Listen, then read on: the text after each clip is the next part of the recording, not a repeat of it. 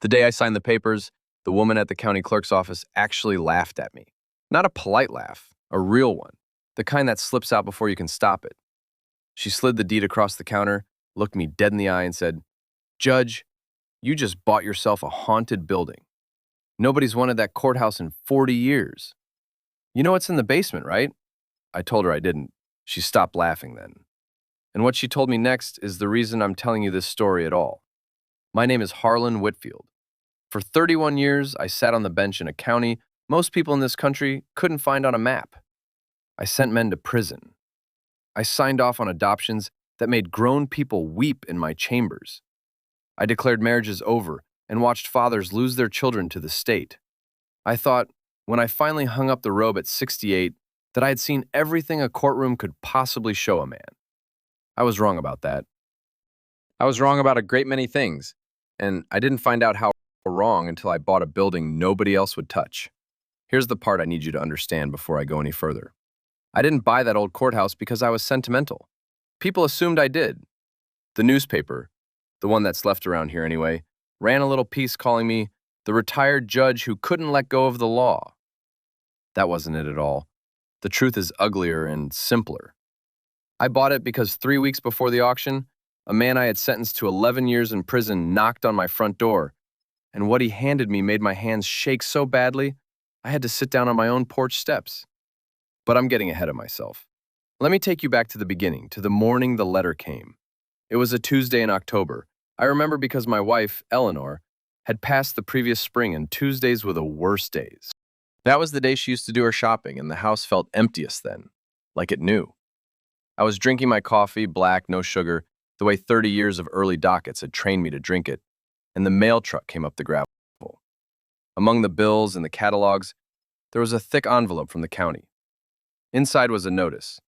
The old Caldwell County Courthouse, vacant since 1986, condemned, scheduled for demolition unless purchased at public auction. Minimum bid, $11,000. Now, I had practiced law and worn the robe in the new courthouse, the one they built across town in 1987. I had never set foot in the old one. By the time I came to this county, it was already locked up tight, windows boarded, a chain-link fence around it with signs that said, "Keep out," and "Danger." I had driven past it 10,000 times. We all had. It was just there, the way a dead tree is there. You stop seeing it. I set the notice on the table and I didn't think about it again, not seriously. A condemned building is a money pit. Asbestos, lead paint, a roof that's surely caved in by now. I was a widower with a pension and a bad knee. The last thing I needed was $11,000 of trouble. Then 11 days later, the knock came. I almost didn't answer it. It was past 9 at night and I don't get visitors. But the knock came again, soft, almost apologetic. And something about that softness made me get up. When I opened the door, there was a man on my porch I hadn't seen in 14 years. He was older, of course, gray now, thinner, with the kind of stoop a man gets when he's spent a long time being told where to stand. But I knew him. A judge never forgets the faces. We pretend we do, but we don't. His name was Samuel Reyes. In 1998, I had sentenced him to 11 years for armed robbery. He had walked into a gas station with a pistol and walked out with $240 and a clerk's lifelong nightmares. The evidence was overwhelming. He never denied it. I gave him 11 years, and I didn't lose a minute of sleep over it. And now here he was on my porch, holding a manila folder against his chest like it was the only warm thing he owned. "Judge Whitfield," he said, "I know you don't want to see me. I almost didn't come, but I've been carrying this for 14 years and I can't carry it anymore." I should have shut the door. Every instinct I had built over 3 decades told me to shut the door. You do not let the people you sentenced into your home. That's not how it works. But there was something in his face, something I had seen before in that courtroom and had chosen, God forgive me, not to look at too closely. So I let him in. I made coffee. And Samuel Reyes told me a story that took apart everything I believed about the work I had done with my life. He told me he hadn't robbed that gas station alone. There had been a second man, a man whose name never came up at trial, a man who had driven the car and planned the whole thing and then vanished the moment the police lights came on. Samuel had taken the fall completely, partly out of fear and partly out of a loyalty that I would never fully understand. The loyalty of a younger man to an older one, who had been the closest thing to family he'd ever had. That part I might have dismissed. Defendants tell you stories.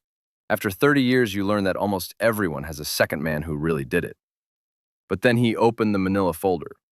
Inside were documents, old ones, water-stained, the ink gone brown. And they were not about his case. They were about the old courthouse. They were court records, the kind that should have been in the county archive, except these had never been filed. They were the original transcripts and evidence logs from a series of cases tried in that building in the early 1980s, just before it was shut down. And as I read them there, at my kitchen table, with a man I had imprisoned sitting across from me, my hands began to shake. Because the record showed, in plain black and white, that dozens of people had been convicted in that courthouse on evidence that had been deliberately falsified. Not one case, not a clerical error, a pattern, a machine.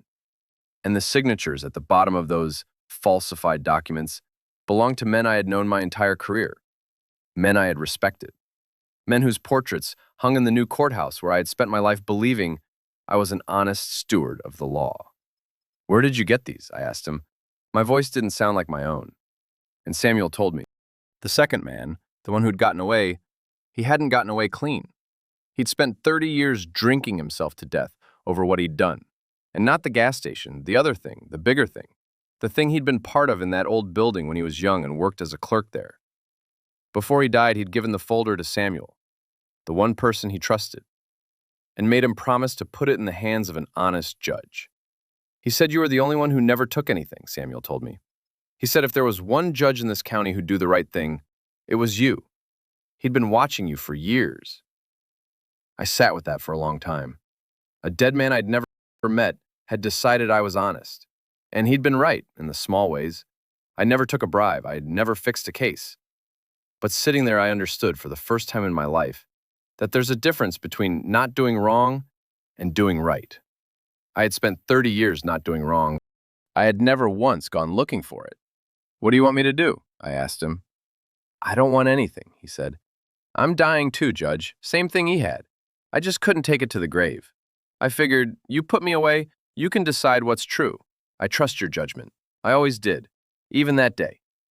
He left a little after midnight. I never saw him alive again. He passed in a county hospital 9 weeks later, and the only thing he asked of the nurse was whether a judge named Whitfield had called. I hadn't. I will carry that the rest of my days. But the next morning I drove to the auction, and I bought the courthouse. I bid $11,000, and the woman at the clerk's office laughed at me, and then she stopped laughing and told me about the basement. She said there'd been a fire in 1986, a small one, contained, the official story being faulty wiring. But the part that nobody talked about was that the fire had started in the records room. The room where, if you believe the rumors that had floated around this county for 40 years, certain files had been kept. Files that certain people wanted gone. The fire had done its job on the upper floors of that room, but the basement, the deep archive, the old vault where the truly old records were kept, that had survived, sealed up behind a steel door. And the building had been condemned and locked and left to rot so thoroughly, so deliberately, that I began to understand it hadn't been abandoned at all. It had been buried, with everything inside it. I want to tell you what it felt like to walk into that building for the first time. The county gave me the keys, 3 of them, enormous old brass things, and a tetanus warning, and a form absolving them of any responsibility for my death. I went alone. I should have brought someone at my age into a condemned building, but this was not something I could share yet. I didn't even know what I was looking for. I just knew that Samuel's folder was real, that the signatures were real, and that whatever truth was left in this county was probably sitting in that basement vault behind a steel door. The front doors opened onto a great hall, even ruined, even with the plaster fallen and the pigeons living in the rafters and the floor soft with 40 years of rot. You could see what it had been. Marble, a grand staircase, the brass railings green with age, and over the courtroom doors, carved into the stone, the words that are carved over courtroom doors everywhere: equal justice under law. The irony nearly knocked me down.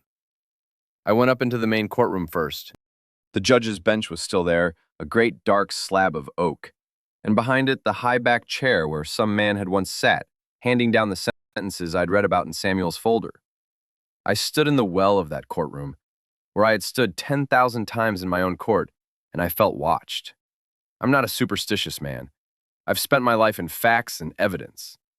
But I felt, standing in that ruined room, the weight of every person who had been lied about in that place.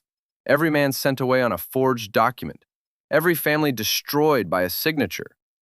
I found the stairs to the basement at the back, behind what had been the clerk's office. The county had warned me the lower floors might be flooded, and the bottom 3 steps were under black water. But the vault, when I found it, was on a kind of raised platform, dry.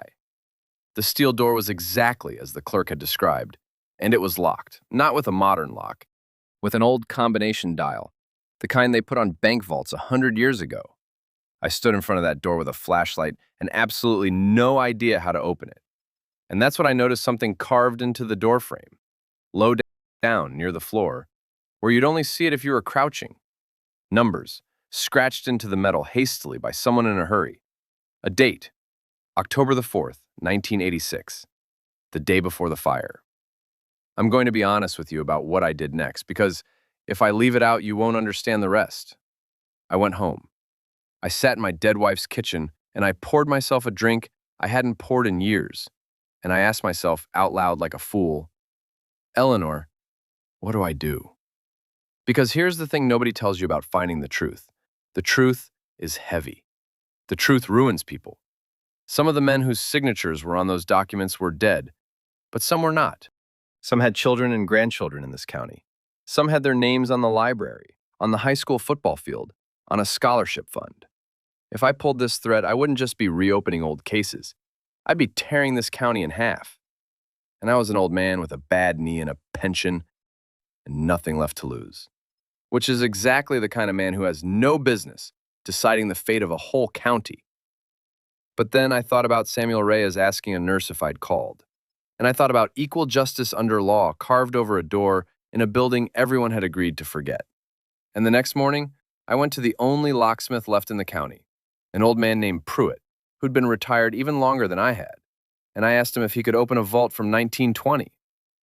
Pruitt looked at me for a long moment. Then he said, "That'd be the old courthouse vault, wouldn't it?" It wasn't a question. I asked him how he knew. And he told me that his father had been the county locksmith before him, and that in October of 1986, his father had been called to that courthouse in the middle of the night by men he wouldn't name and asked to change the combination on that vault and tell no one what he'd set it to. And his father had done it because you didn't say no to those men, but it had eaten at him until the day he died. He wrote it down, Pruitt said. The combination. He couldn't make himself destroy the evidence, and he couldn't make himself use it. He just wrote it on a card and put it in his Bible and told me, someday, somebody honest is going to come asking. Give it to him. Don't give it to anybody who isn't. He went into the back of his shop. He was gone a long time. When he came out, he was holding an index card, yellow with age, and his hands were shaking almost as badly as mine had on my porch. My daddy's been dead 19 years, he said. I've been waiting that whole time for somebody to walk in here and ask the right question. I'd about given up. He handed me the card. Then he said something I'll never forget. He said, "You sure you want this, Judge? Once you open that door, you can't close it again. Some doors are like that." I told him I was sure. I wasn't, but I told him I was. That afternoon, I went back to the courthouse alone, with the card in my pocket and the flashlight in my hand, and I knelt in front of that steel door on a bad knee in a flooded basement, and I turned the dial to the numbers an old man had written down in the middle of the night 40 years ago. Right 31, left 12, right 4. And the door, which had not moved since the day before a fire that wasn't an accident, swung open with a groan I felt in my teeth. Inside was a small, dry room, shelves floor to ceiling, and every shelf packed with boxes, hundreds of them.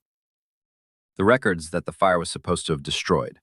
The records that this whole building had been condemned and buried to hide. They were all there. 40 years of evidence, sealed in the dark, waiting for somebody honest to walk in and ask the right question. I spent the next 4 months in that basement. I want you to picture it.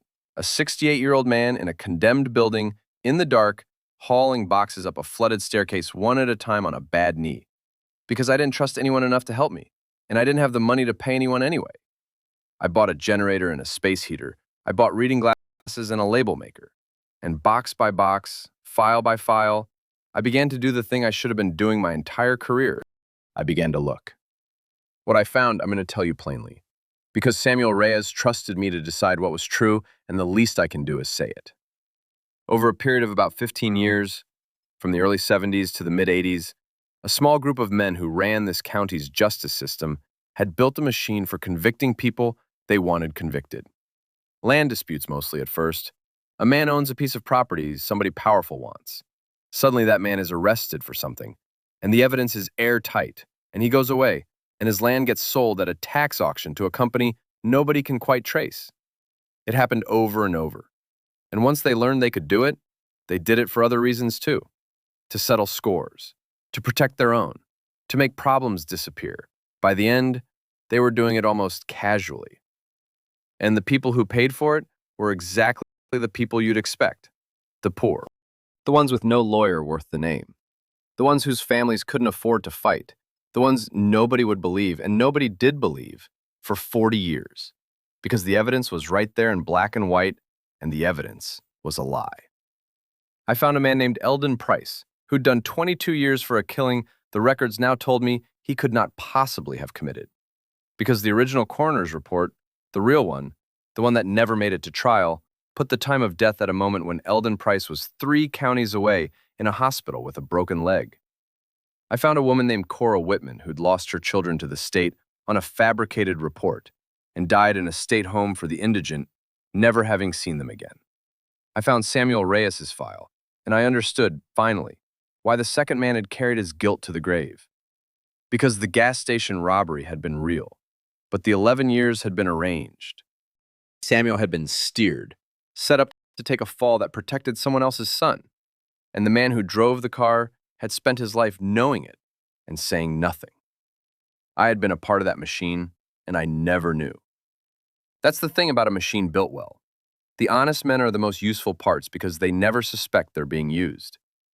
I'm going to stop here for a moment because I know what some of you are thinking. You're thinking, this is 40 years ago. Those men are mostly dead. What does it matter now? Let me tell you why it matters. It matters because Eldon Price was still alive.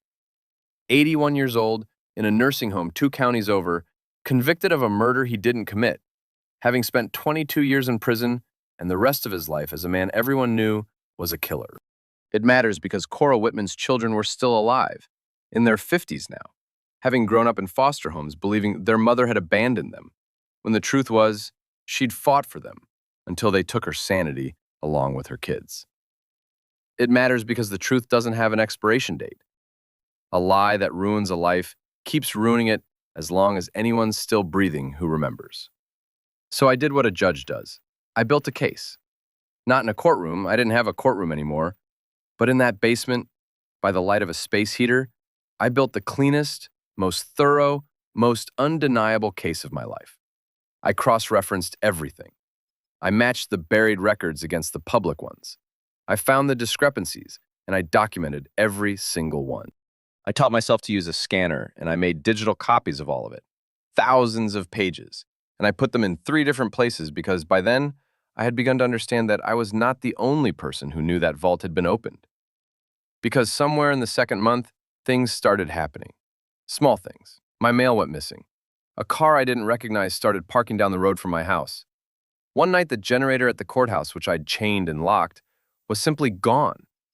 And then one morning, I came down to my own kitchen, and a man was sitting at my table, my dead wife's table, drinking my coffee. He was well-dressed, pleasant even. He introduced himself with a name I won't repeat, and he told me he represented some people in the county who have an interest in the past staying in the past. He told me he understood I'd bought the old courthouse. He told me it was a dangerous building, condemned for a reason, and that it would be a shame, a real shame, if an old man with a bad knee had an accident in a place like that, alone, where no one would find him for days. He smiled when he said it. Then he set a check on the table, face down, and slid it toward me, and told me it was more than enough for a man to live out his retirement somewhere warm, somewhere far away, where he could forget all about old buildings and old paper. I want to tell you I was brave. The truth is, I was terrified. My hands were doing that shaking thing again. But I had spent 31 years across a courtroom from men who thought they could buy or scare their way out of consequences. And I knew the one thing they could never stand. So I didn't take the check. I didn't yell. I just looked at him, the way I used to look at them from the bench, and I said, "Son, you've made a mistake that the men who sent you made 40 years ago. You've assumed I have something to lose. My wife is dead. My children are grown and gone. I am 68 years old with a bad knee and a pension. There is nothing on this earth you can take from me that I'm not already prepared to lose. But you've got a name and a face, and you just sat in a dead woman's kitchen and threatened a retired judge. And I want you to think real hard about how many copies of those records you think exist, and where, and who opens them if I have an accident." He stopped smiling. He picked up his check, and he left. And I sat there shaking for an hour, and then I got up and I drove to the courthouse, and I kept working. Because I understood now that the only thing keeping me alive was the work itself. As long as the truth wasn't out, they wanted me dead. The moment it was out, killing me would be pointless. So I had to get it out, fast. I went to the state, not the county. The county was the problem. I drove 4 hours to the state capitol, and I walked into the office of the state attorney general's public integrity unit with a banker's box of evidence and a flash drive and 31 years of credibility as a sitting judge, and I laid it all out on a stranger's desk. The young prosecutor who drew the short straw and had to meet with the crazy old man from the condemned courthouse, she looked at the first 3 files like she was humoring me. By the 7th, she had stopped taking notes and started just staring. By the end of the day, she had called her supervisor, and her supervisor had called his, and I did not drive home that night. They put me in a hotel under a different name, and they told me not to go back to the courthouse. And for the first time in months, I slept. It took 2 years for it all to come out. I won't pretend it was clean or fast or that justice arrived like it does in the movies. It didn't. Some of the men responsible were dead and beyond any reach. 2 of them were alive, and one of those died of a heart attack the week before he was to be charged, which his family called tragic and I called convenient. But one of them, the youngest, the one who'd inherited the machine and kept it running quietly for years after the old men were gone, the one who'd sent a pleasant man to sit in my kitchen, that one stood trial in the new courthouse. And I sat in the gallery in the back, an old man with a cane now, and I watched a jury of this county convict him on evidence that was, for once, entirely true. But that's not the part of this story that matters most to me. The part that matters most happened on a Thursday afternoon, 8 months after I walked into the Attorney General's office. They held a special hearing. A judge I'd never met, a young woman with a kind face and a hard voice, vacated the conviction of Eldon Price. 22 years in prison, 40 years a marked man, and she undid it in about 90 seconds with a stroke of a pen, the same kind of stroke that had ruined him in the first place. And they wheeled him into that courtroom, 81 years old, in a chair, with an oxygen line in his nose, and she looked down at him from the bench and she said, "Mr. Price, on behalf of the state, I am sorry. You were innocent. We knew it, and we hid it, and we are sorry." And that old man, who had not wept in prison, who had not wept when his wife left him or when his name became a curse, that old man put his face in his hands and sobbed like a child. And the whole courtroom sobbed with him. I found out later he'd asked one of the lawyers who'd done it, who'd reopened his case after all this time, and they told him. An old judge bought the courthouse where they'd convicted him and found the truth in the basement and wouldn't let it go. He asked to meet me. I went to his nursing home the next week. He took my hand in both of his, and they were so thin, and he didn't say thank you. He said, "I always knew somebody knew. All those years. I always knew somebody, somewhere, knew the truth and was keeping it quiet. I just never thought I'd live to see them say it out loud." He died that winter, but he died a free man and an innocent one, in the eyes of the law and the county and the world. And I would buy that courthouse 100 times over for that one afternoon. Cora Whitman's children, the ones who'd grown up believing their mother abandoned them, I met them too. A man and a woman in their 50s. They were angry at first, and they had every right to be. Angry at a system, at a county, at a world that had stolen their mother and lied to them their whole lives. But I gave them the file, the real one. The one that showed their mother had fought, had written letters, had begged, had never once stopped trying to get them back. And the daughter held those letters her mother had written and never been allowed to send. And she read her own name in her mother's handwriting over and over, and she said, "She didn't leave us. She never left us." And I said, "No, she never did. They took you. There's a difference, and I needed you to know it." That woman drives 4 hours to visit her mother's grave now, every spring. She told me she'd never visited it before because she hadn't known whether to mourn her or be angry at her. Now she knows. Now she just mourns. And that, too, is worth a condemned building. There was one more case I have to tell you about because it's the one that nearly broke me and the one that taught me the last thing I needed to learn. Deep in the back of that vault, in a box that had been shoved behind the others, almost hidden, I found a file with my own county's name on it from 1981. A boy, 15 years old. His name was Marcus Hale, and he had been tried as an adult and sent away for setting the fire that killed a man in a feed store downtown. Arson and manslaughter. The records the public knew told a clean story. A troubled kid, a grudge, a match. But the buried file told another one. The real fire marshal's report, the one that never reached the jury, concluded the blaze had started in the building's own faulty heating system. There was no accelerant. There was no evidence the boy had been anywhere near the place. He'd been convicted because the man who died was the brother of someone important, and that someone important needed it to be a crime instead of an accident, needed someone to blame. And a poor 15-year-old with no father and a mother who cleaned houses was the cheapest blame in the county. Marcus Hale served 9 years in adult facilities for a fire that was nobody's fault. He went in at 15. He came out at 24, and what they sent home was not a man who could live in the world. I tracked him down. It took me weeks.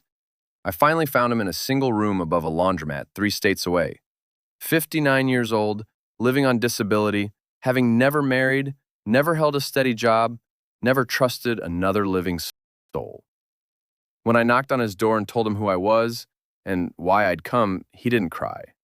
He didn't get angry. He just looked at me with the flattest, deadest eyes I have ever seen on a human face, and he said, "Why are you telling me this now? What good does it do me now?" And I didn't have an answer. I stood in that hallway that smelled of dryer sheets, and I realized there are some things the truth comes too late to fix. Some people the machine grinds up so completely that even setting the record straight is just rearranging the rubble. I almost quit after Marcus Hale. I sat in my car outside that laundromat for 2 hours, and I thought, what is the point? The dead are dead. The ruined are ruined. The men who did it are mostly beyond reach. I am an old fool spending the last of my money and the last of my years digging up pain that nobody can undo. And I had nearly talked myself into driving home and locking the vault and letting the whole thing sink back into the dark where it had been so comfortable for so long. But then Marcus Hale knocked on my car window. He'd followed me down. He stood there in the cold in his shirt sleeves and he said, "If you put it in writing, if you make it official that I didn't do it, not for me. I've got a sister. She's got kids. They grew up thinking their uncle was a murderer. If you can make a piece of paper that says I wasn't, so her grandkids know, so somebody in my blood knows the truth about me before I die, then it does some good. Then it wasn't for nothing." And I understood, finally, what the truth is for. It isn't always for the wounded. Sometimes the wound is too deep and too old. The truth is for the ones who come after. It's a thing you put in the light, so the next generation doesn't inherit the lie. I got Marcus Hale his piece of paper. It took 11 months and a court order, but his conviction was vacated, and the state issued a formal finding of innocence. And I drove it to him myself, framed, and I watched him hang it on the wall of that little room above the laundromat. His sister came. Her grandchildren came. And a man who'd been called a murderer for 44 years got to sit in a room full of his own blood and be known, at last, for what he actually was, an innocent man. He passed 2 years later. His sister sent me the program from the funeral.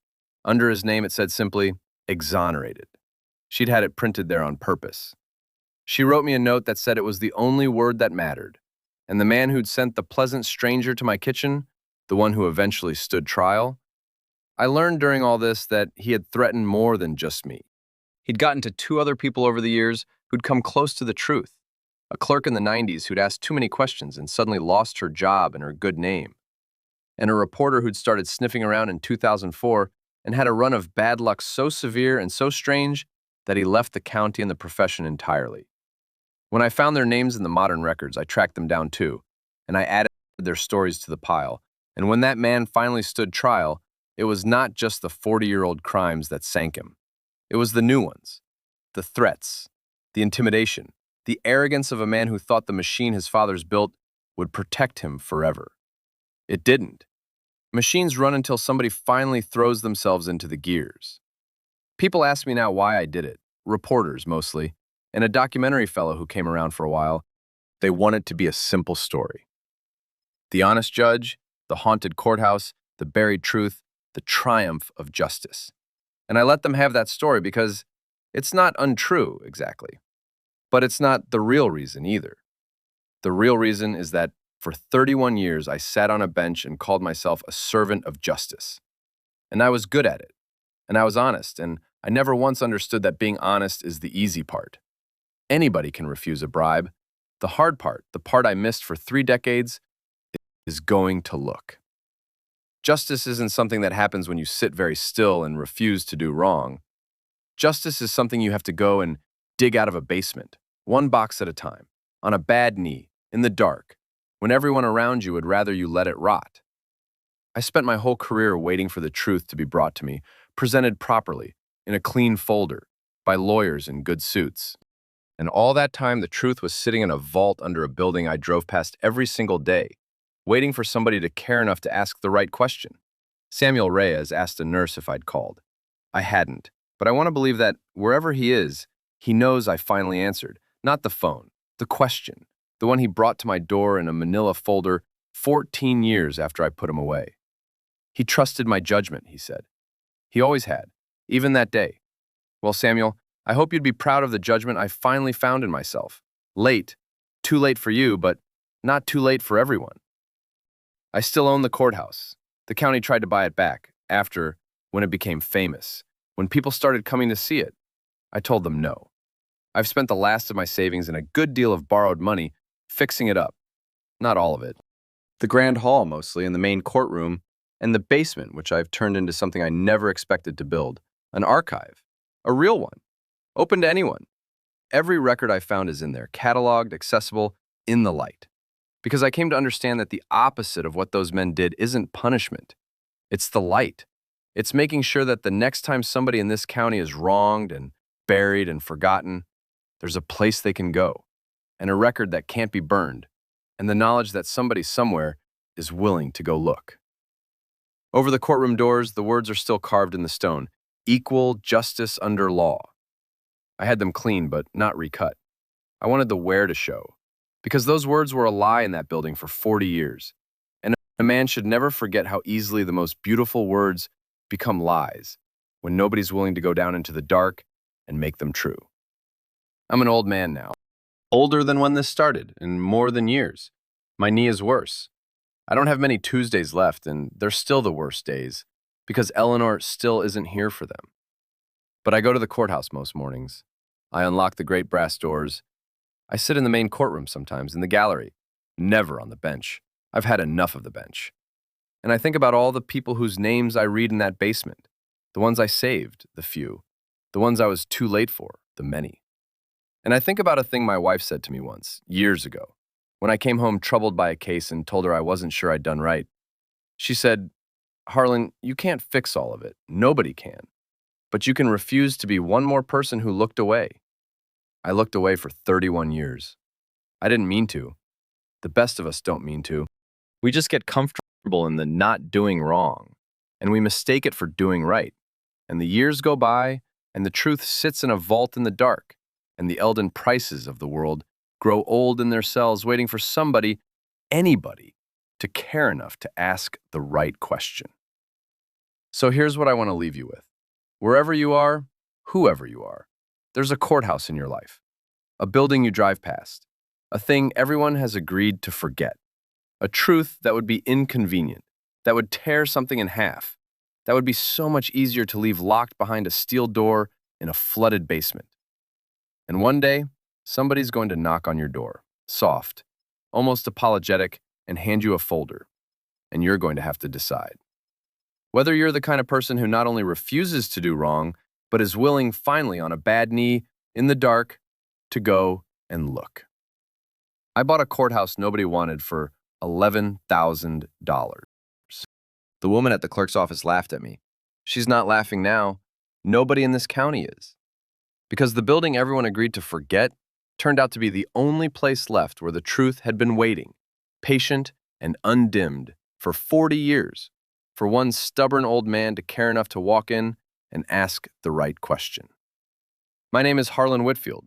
I was a judge for 31 years, and the most important verdict I ever handed down, I handed down to myself, in the dark, in a basement, on the day I finally understood the difference between not doing wrong and doing right.